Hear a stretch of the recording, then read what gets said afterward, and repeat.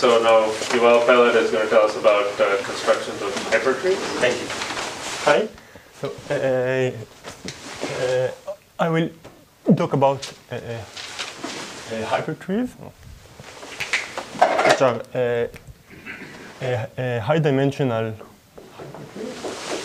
which are high-dimensional,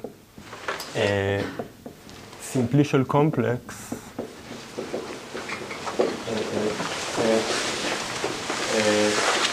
analog of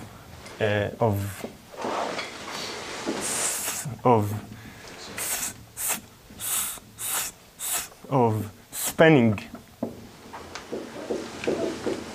trees, and this is a joint work with NATI linear.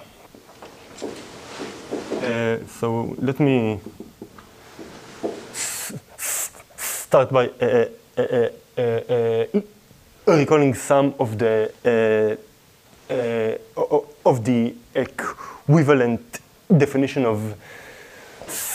of spanning trees, and then we'll see how do we want to generalize them to higher dimensions and ask all sorts of questions about them. So one way to define a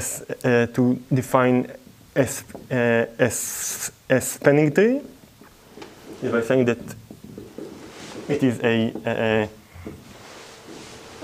connected and acyclic graph, and this also has like an algebraic, or one can say homological, or perhaps in this conference one should say a metroid point of view, which is the following. So as in the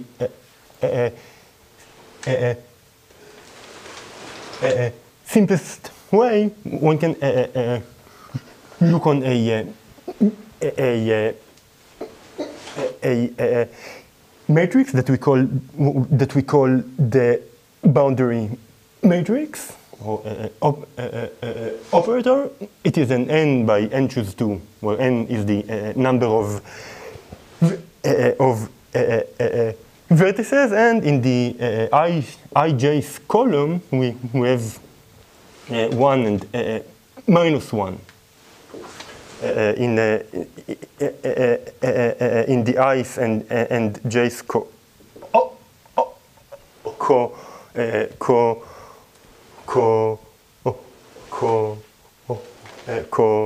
coordinates to express the fact that the boundary of the edge ij is like the vertex I minus the vertex j, for instance. And then we say that a spanning tree is just a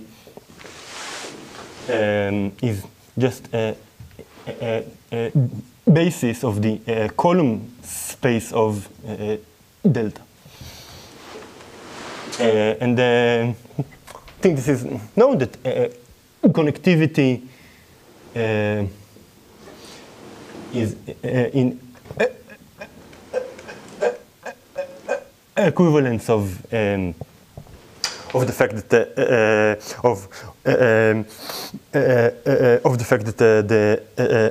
the basis is spanning, and being acyclic is equivalent to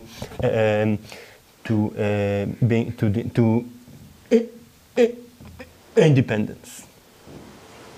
And there's a third, so that's one definition, that's the second definition. There's a third one, which one can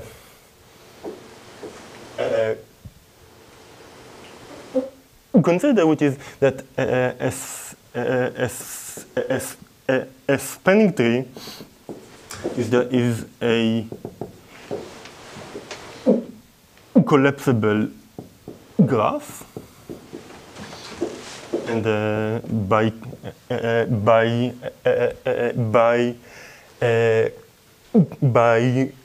collapsible I mean that it can be collapsed to a point by a sequence of elementary collapses. So here, like for instance, we can take this tree and we choose one leaf and its edge and remove it. So this is what is called an elementary collapse, and what it means is actually to remove a leaf. And so we will stay with this guy, and we can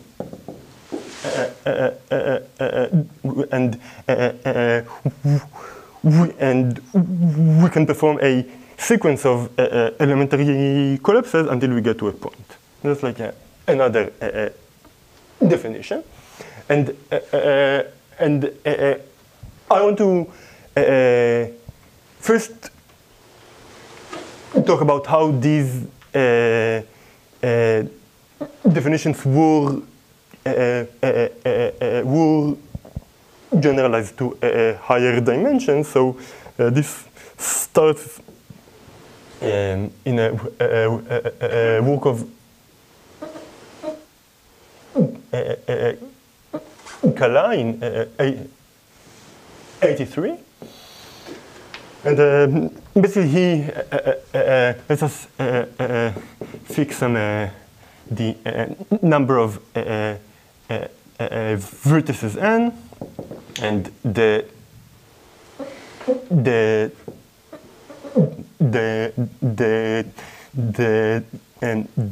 dimension d. And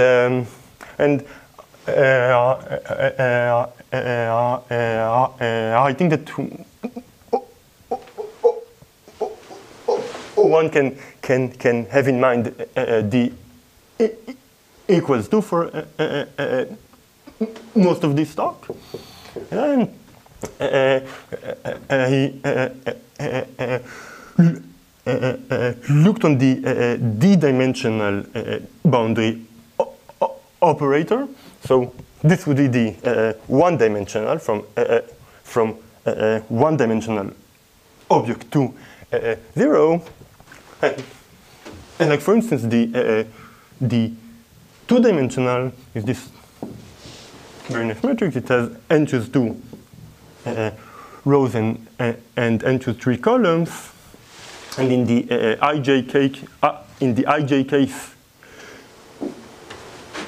column, you have a vector representing the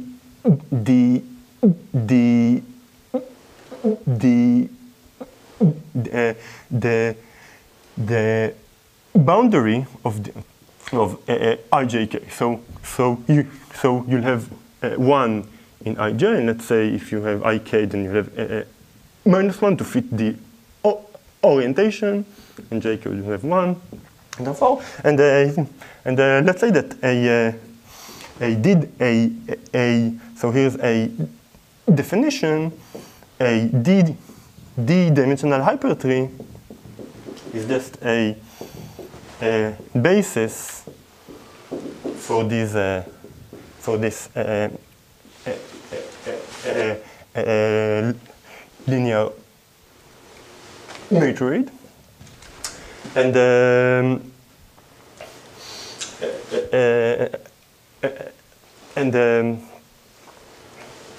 that's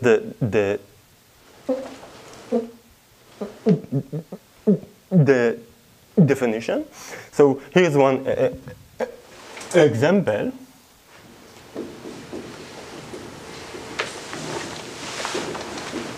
So the simplest example of a D hypertree is the D-dimensional star, where you take Y to be all the faces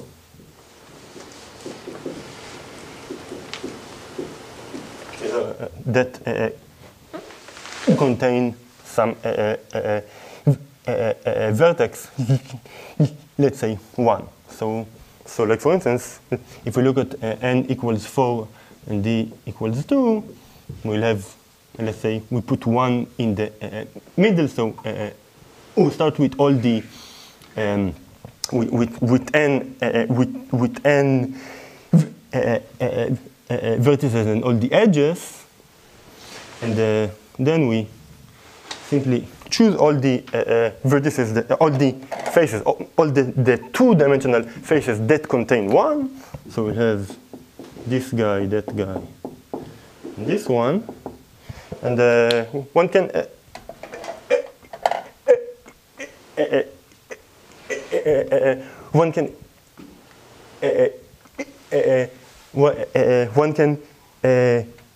check that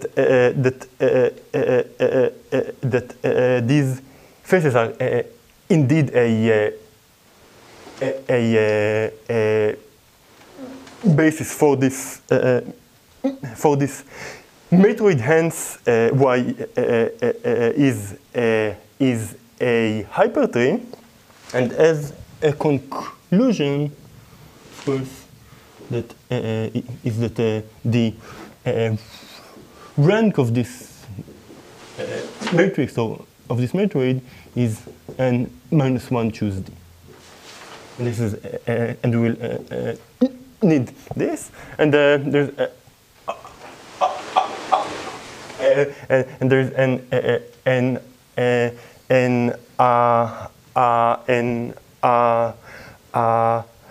additional observation I would like to make is that this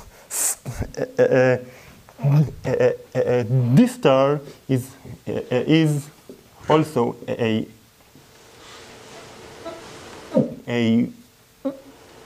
collapsible complex, and in the sense that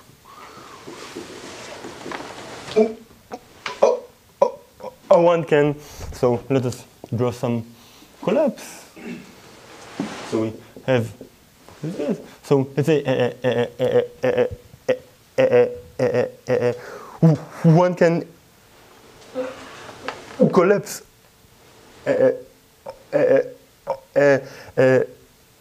all the faces towards 1. So we can first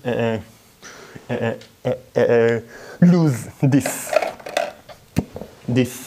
edge and face, just like squash it, and we'll remain with this thing, and so forth until we'll get to a point. And a simple observation is that any, so maybe we'll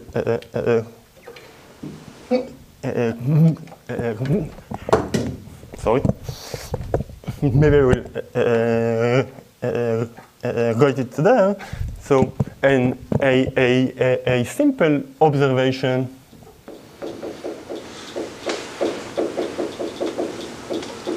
is that every collapsible complex in this sense,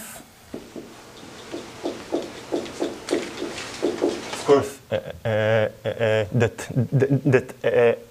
has a full skeleton, is also a D-dimensional hypertree. And as we saw that in D equals 1, if D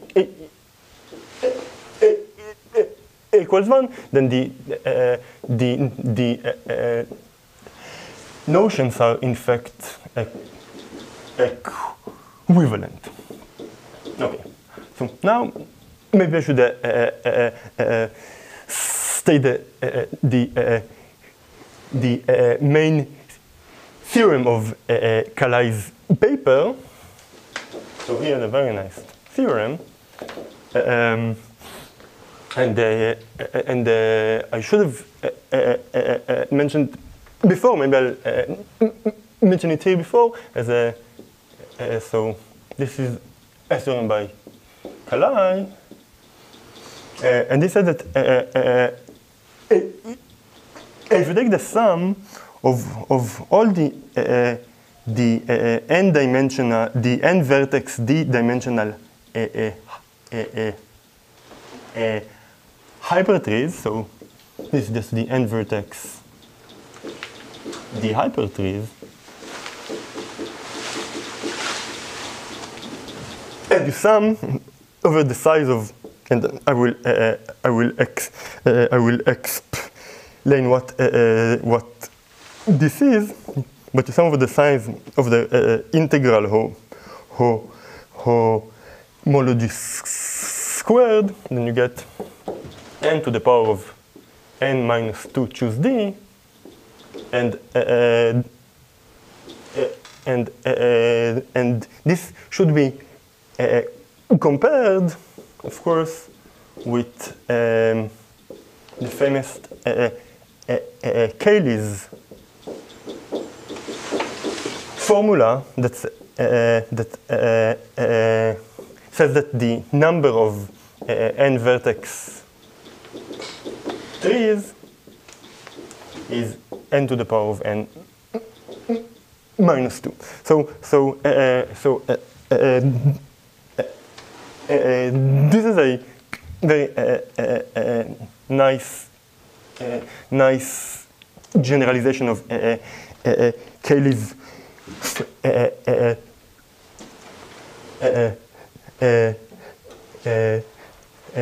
formula, and I just need to maybe explain what is the summand here. So for those who, should that be a T? Yes, it should be a T. Thank you, Nihil. Yes. So, and what is this? So this is basically like the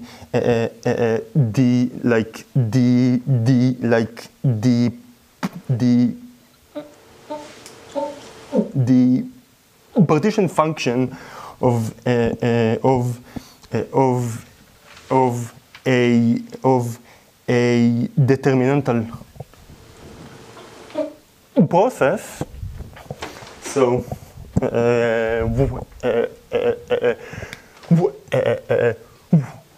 one way to see this number is just so you take the matrix. It's a sub matrix of delta whose columns correspond to T, and the rows are all the d minus 1 faces that do not contain 1, and you take the determinant of this matrix, of course in absolute value. So it's like a process, and it's a very nice formula, and the proof I will not go through it, but it is like a counterpart of the matrix tree, counterpart of the matrix tree theory. Does this this theorem apply to any hypergraph? As long as in the complete. Yeah. So this can be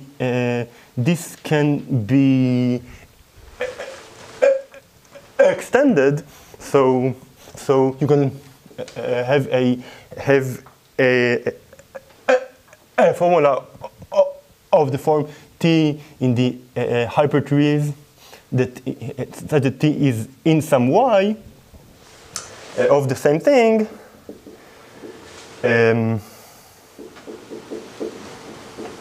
Squared, and this should be equal to 1 over some constant which I think should be n to the n minus 3. Maybe n minus 2 choose the minus 1, but I'm not sure about that. But times the product of the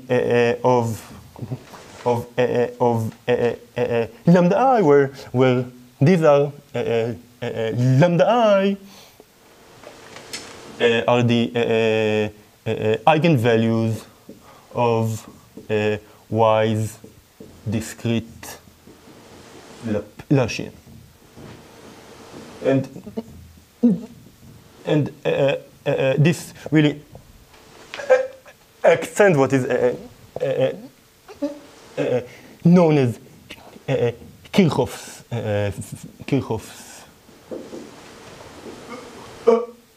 formula. Okay, cool. So we are actually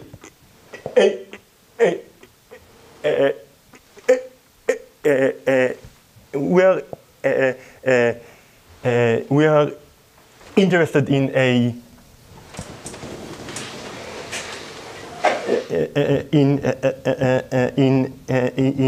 more combinatorial set of questions. So here they are. So here are some. Is the proof of this basically like Cauchy-Binet? Yes. And this determinant is not necessarily 1 in the sum. No, it's not necessarily 1. D is 1. Exactly. So exactly. So I'll get to that. So here are some questions. So first question is, okay. So we do have this this formula, but what about simply the size, the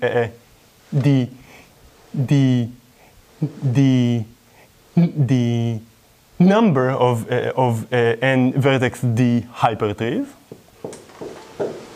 So that's one question. The second question is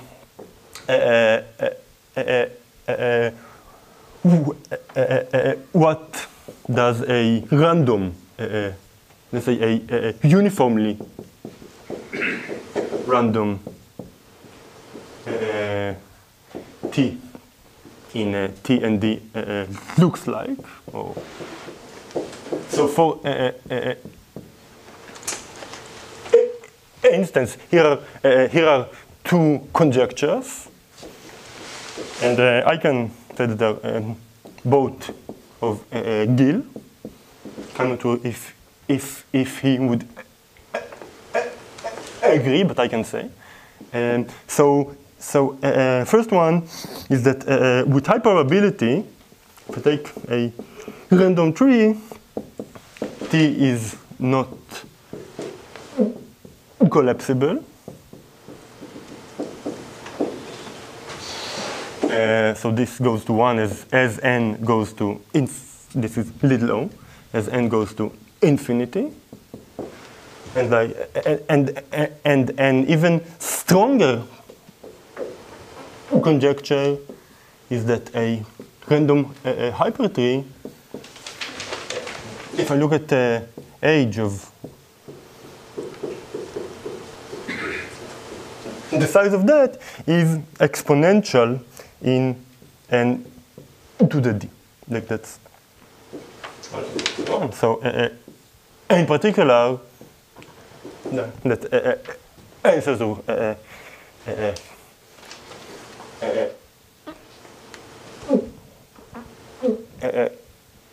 question. So I used to also ask if can we efficiently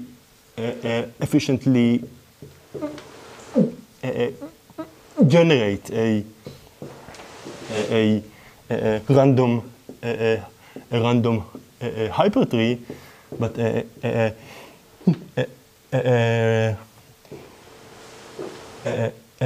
thanks to the work that we saw this morning, the answer is yes. But I mean, but the point that I think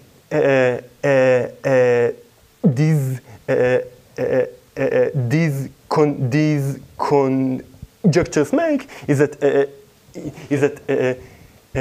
that although we can efficiently generate a random hypertree, it is hard to read its typical properties of the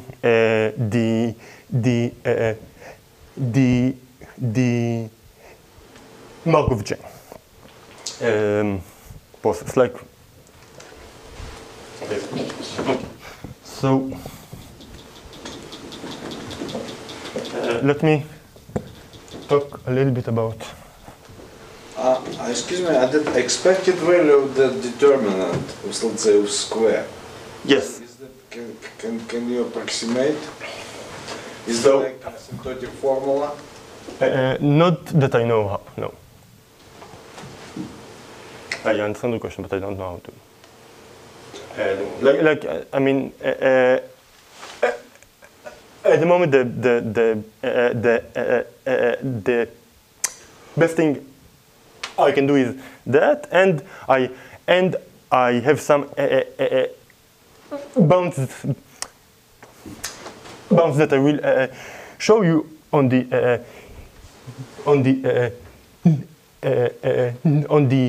number of hypertrees. So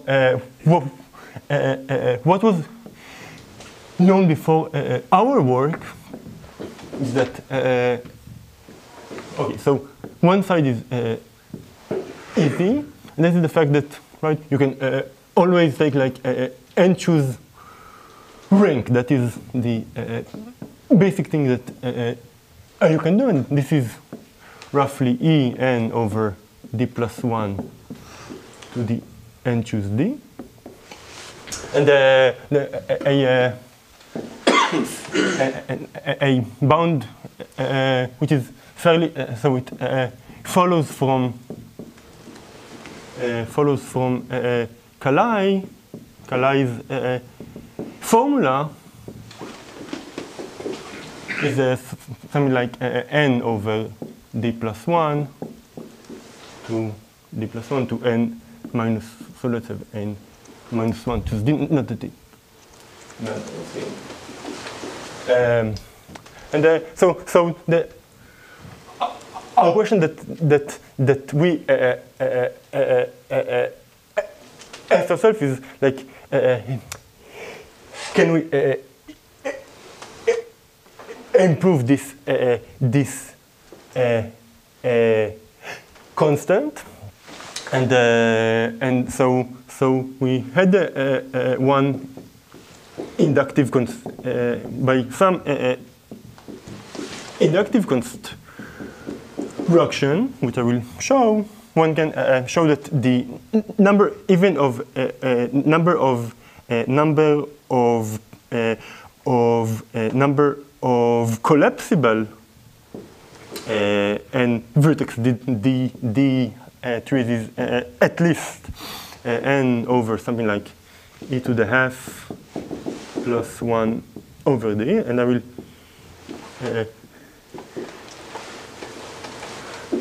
show this in a second, or maybe let me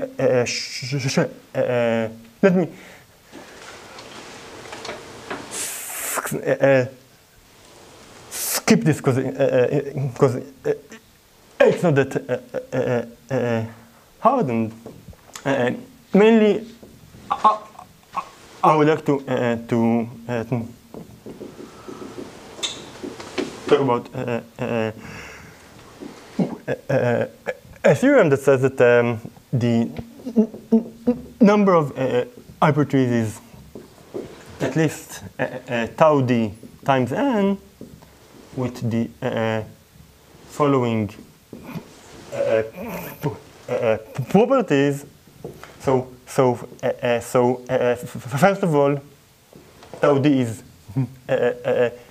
more than this bound. It beats this bound for every d greater than 2. And the second thing is that tau d, if I take tau d and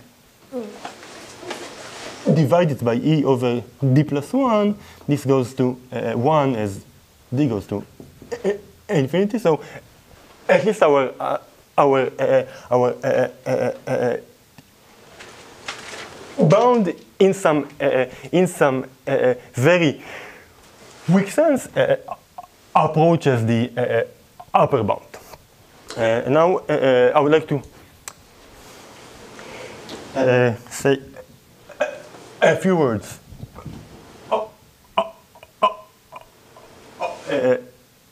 on this theorem.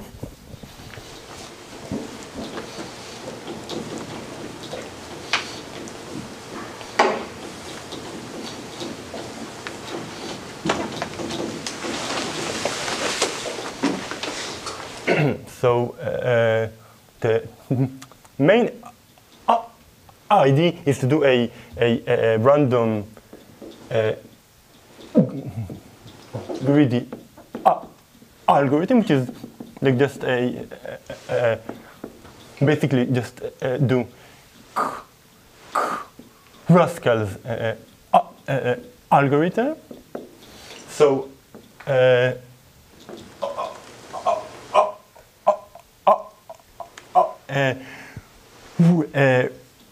we start with the empty complex, so with no d-dimensional faces at all. So let's call this start with t0, so having no d-dimensional faces at all. And then in every step I, what we do is we choose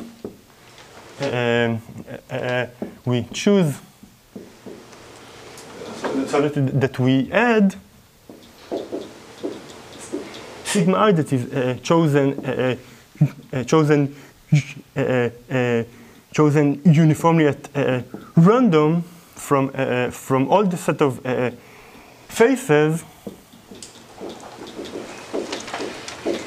such that ti minus 1 including the state is still independent. So still has no top homology. So and let's call this set AI. So this is an obvious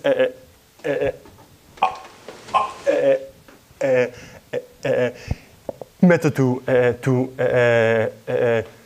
look at when you want to sample a random basis of a metroid, and the main thing is to find good good lower bounds on the size of these sets sets AI. So we have two parts in this lemma. The first part is that with high probability, for every I, let's say between 1 and, let's say 1 minus epsilon d, which is roughly, looks like e to the minus d over d plus 1 times n minus 1 to d. So in most steps with high probability, the size of AI is very large. It is almost all the possible faces. And the second part is like a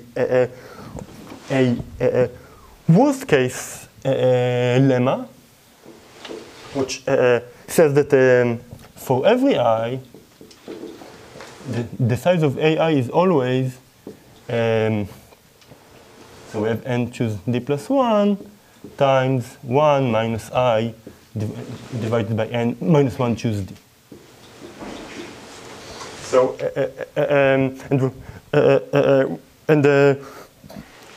when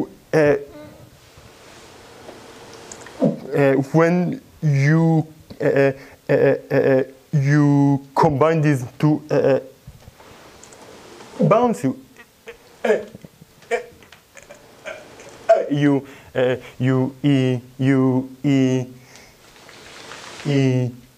immediately get this this result. And maybe I just want to have a short short remark here. That also with high probability, the hypertree that we end up with, so the last one, which is a hypertree, is not collapsible. Like, so this is like some, again, weak evidence for the conjecture that we saw. And I still have a couple of minutes, so I want to tell you about one more thing. So another construction that we thought about was a so-called one-out random complex.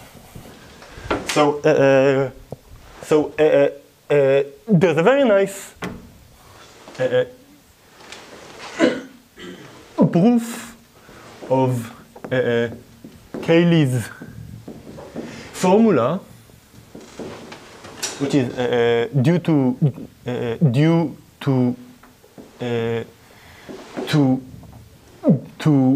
Yuval, and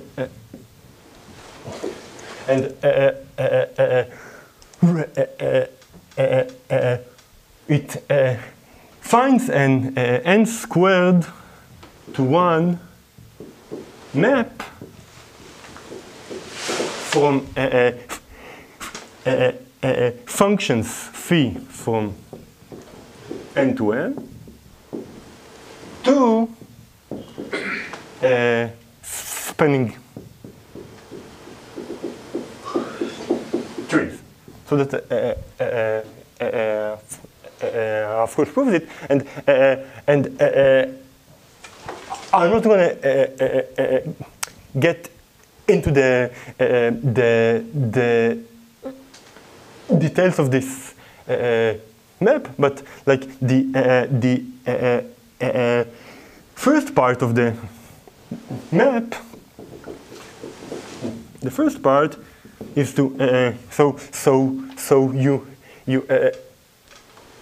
have some phi from n to n. So you build a what's called a one-out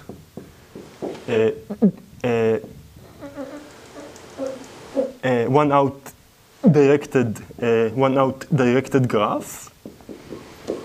That of course x points to phi of x, and so that's the first part to do. The second part is that you remove all the cycles. Remove all the cycles in this graph. So let's call this graph G phi. Remove all the cycles in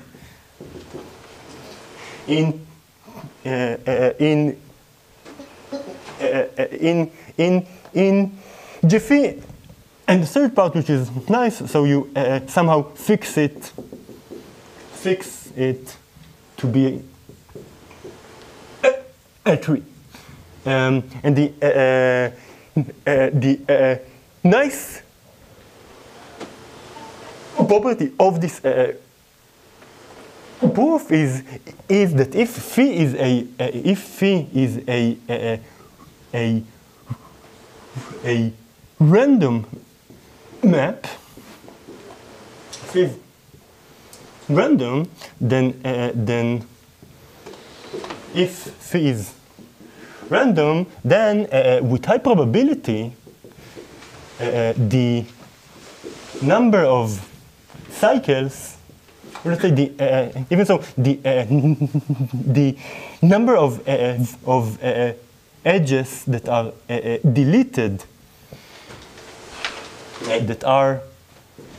deleted in this second part is of order root n. So it's like you almost almost don't change your one out to get to a random tree, and as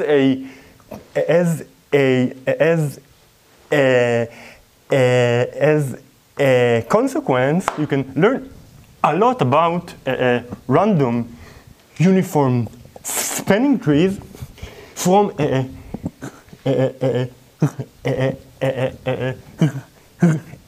random one out. So like for example, so one can so then you can learn about random spanning trees from random one-out graph, which are much simpler objects. So, like for instance, you can show that the number of leaves is roughly n over e, or you can show that the diameter is of order root n, and all sorts of things. So we asked ourselves, and I'll take only really 2 minutes, whether this one-out construction could be generalized to higher dimensions. So I just want to tell you about that. So we thought about the following random model where you let's say that you work with only for the equals to, just for the sake of this talk. So you let every edge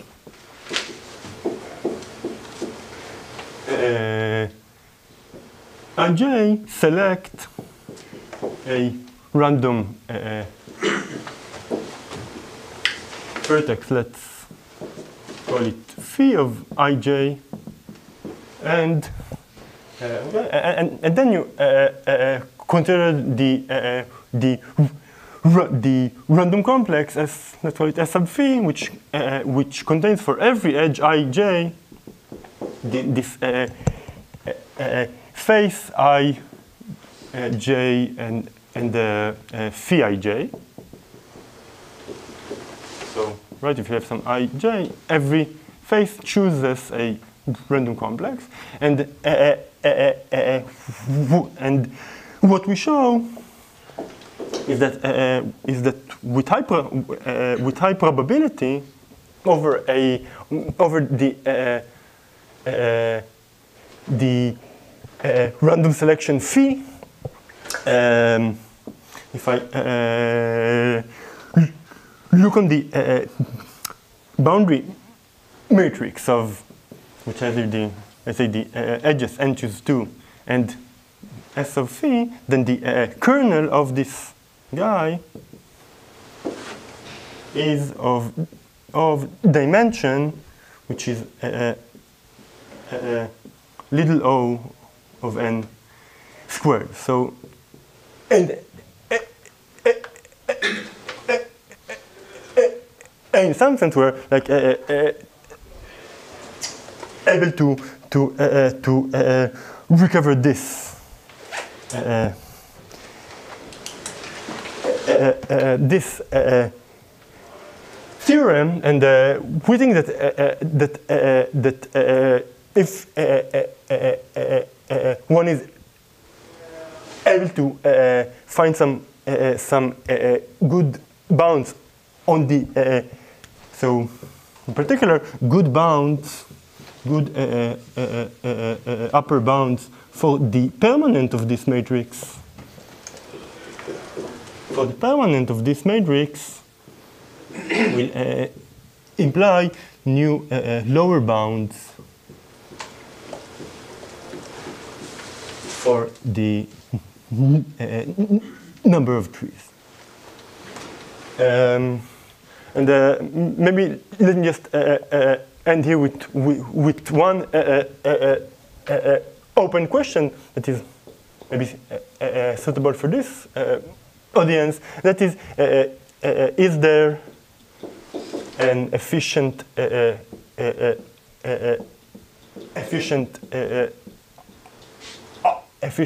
algorithm to sample random collapsible trees? I think that this would be very interesting to understand.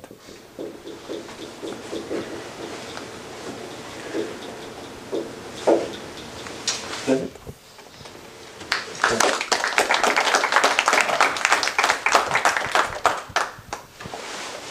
Questions? This is a really stupid question, but how much does the definition of hypertree depend on us using the integers for the homology groups, or like as opposed to real numbers? Makes sense. So,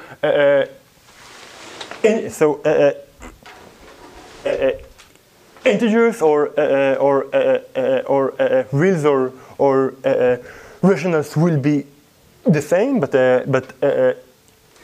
if you use some other finite field instead, that will give less hypertrees.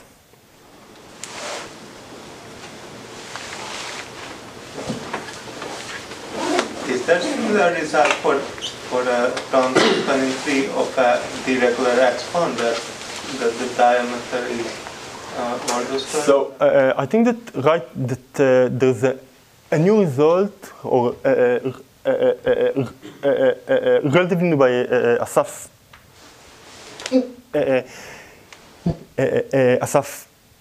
Nachmias and some of his students that show that a random uniform spanning tree in dense expander has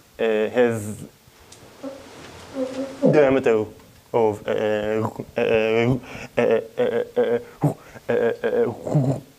root n. So yes. So in the case of graphs, Yes. I mean the distribution of spanning trees is closely related to electrical flows. Are there some flows you can define on complexes which, for example, effective resistances tell you the marginal probabilities? Sure. So I mean, one can like follow formally the definitions, but like for instance, this this simplicial method is not balanced. So like there's no real way that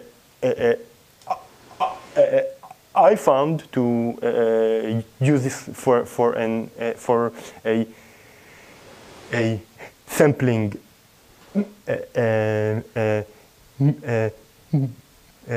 method. Yeah.